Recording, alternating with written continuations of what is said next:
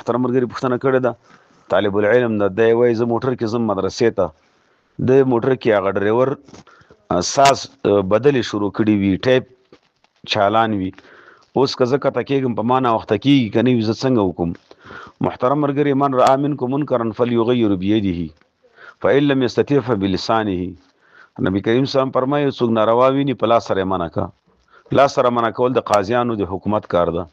او که نه نو بیا په ژبې سره ورته ووایي دا د علماو کار ده نو په ژبې سره ورته ووایي چې ډریور او استاذه موږ روان یو دا خلک دې ته وایي جنازه وایي یعنی دا د ټکر مسلو سره مخ کیږو د مرګ حالات دی به چې موږ ذکر وکړو دا ټیپ دی بند کا نو که چېرته د ډریور ټیپ بند کړو ډېره ښه ده او که ټیپ یې بند نه کړو زور دی ورسره نه کوي بس خپله توجه دی بدله کړي ذکر اذکار دی کوي خپلې مدرسې ته دی ځان ورسوي نو دی بیا خپله نه ګناهګاریږي البته ګناهګار بیا ډریور ده